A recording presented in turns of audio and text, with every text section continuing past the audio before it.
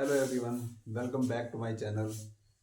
तो पिछली वीडियो में मैंने फर्स्ट चैप्टर में कन्फ्यूजन आपको बताई थी, जैसे बच्चे कंफ्यूज हो जाते हैं तो उसको आपने कैसे सॉल्व करना है, कैसे समझना है। तो अब मैं सेकंड वीडियो डाल रहा हूँ सेकंड चैप्टर के बारे में, कन्फ्यूजन वाली। ठीक है, तो कन्फ्यूजन वाली वीडियो डलती रहेंगी, इसको ध्यान से देखते रहना कि बच्चे कन्फ्यूज होते क्यों हैं।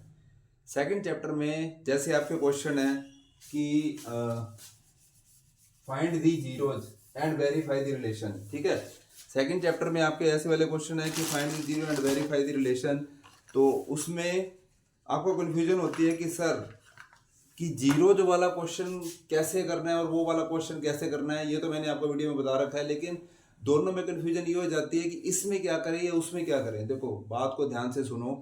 फाइंड दी जीरोज का मतलब क्या हुआ कि आपने एक्स की, वाई की, टी की, जेड की वैल्यू निकालनी है। जैसे ये वाले क्वेश्चन आ जाते हैं टी स्केयर माइनस में √5, या फिर क्वेश्चन आ जाता है एक्स स्केयर प्लस 2x+3, ऐसे वाले क्वेश्चन आ जाते हैं। या फिर ये वाला क्वेश्चन आ जाता है 5x स्केयर प्लस 4x, ऐसे वाले क्वेश्चन।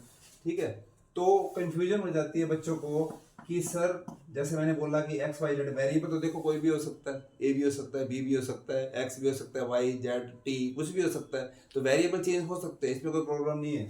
ठीक है, तो ये जितने भी क्वेश्चन है आपके, या फिर ये आ जाएगा ऐसे वाला, तो इन क्वेश्चनों में ये आपको बोला जाएगा कि find the zero and verify the relation.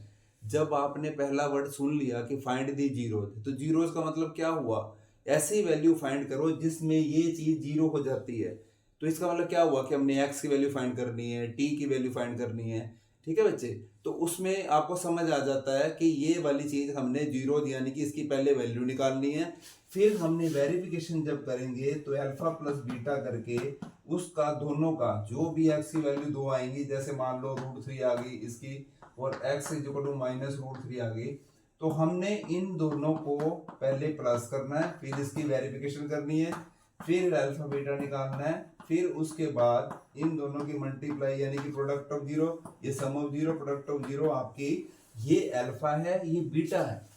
Confuse नहीं होना, ये अल्फा है वो बीटा है। एक बार प्लस और एक बार आपने क्या करना है, इनटू कर देना। समझ आ गई आपको? ये अल्फा बन जाता है, दो वैल्यूज निकलेंगी, ये बीटा बन जाता है। फाइंड दी जीरो वाले क्वेश्चन में। और दूसरे वाले क्वेश्चन में ये दिया हुआ है कि find a quadratic polynomial.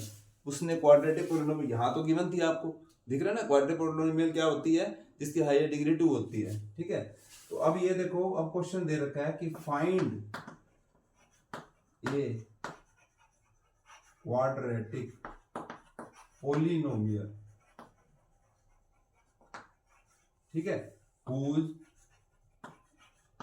sum and zeros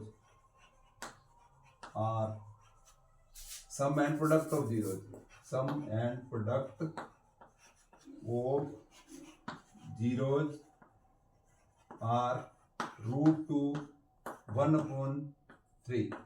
ठीक है, एंड 1/3। जैसे ये वाला क्वेश्चन दे दिया, ऐसे वाले मिलते जुलते क्वेश्चन आ जाएंगे आपके पास। वो बोलेगा कि find a quadratic polynomial whose sum and product of zero are ये। अब आप चीज को समझो ध्यान से। सम एंड प्रोडक्ट यानी कि अल्फा प्लस बीटा आपके पास गिवन है, और प्रोडक्ट ऑफ जीरो यानी कि अल्फा बीटा आपके पास गिवन है। ठीक है बच्चे, आगे समझ में। इसमें सम एंड प्रोडक्ट ऑफ जीरो, बात को ध्यान से सुनो कि सम दे रखा है और प्रोडक्ट दे रखा है, ये अल्फा बीटा नहीं है, इन दोनों को प्लस और प्रोडक्ट नहीं करना। क्वाड्रेटिक पोलिनोमियल गिवन नहीं है, वो जीरोज नहीं बोल रहा। बात समझ में आ गई? तो आपने जरा ध्यान से सम को समझना है। अगर आप समझ जाओगे तो आपको दिक्कत नहीं आएगी, और उसके लिए मैं पूरी कोशिश करूंगा कि आपको अच्छे से समझ में आए कि कंफ्यूजन क्यों। ठीक है ना, कंफ्यूजन क्यों। तो इसी की वीडियो डलती रहेगी साथ में, ध्यान से देखते रहना। अगर क्वेश्चन आ जाता है कि 1 0 is the reciprocal of the other, तो उसमें आपको जीरो ये खुद दे रहा है। ठीक है, 1 0 is reciprocal of the other. तो जैसे मान लो एक को अल्फा मान लिया और दूसरा क्या हो जाएगा, रेसिप्रोकल का मतलब क्या होता है, उल्टा। ठीक है, तो अल्फा है तो 1/अल्फा हो जाएगा, बीटा है तो 1/बीटा। हमने लेट कर लिया कि एक अल्फा है और दूसरी 1/अल्फा है। रेसिप्रोकल ऑफ अदर मतलब सेम चीज है, उसी का ही रेसिप्रोकल है, यानी 2 और 1/2, लेकिन 2 वगैरह ले नहीं सकते। क्यों? क्योंकि हमें ये थोड़ी पता है कि यार ये 1 होगा, 2 होगा, 3 होगा, हमें नहीं पता, आंसर नहीं पता, आंसर तो निकलेंगे पता नहीं चलता।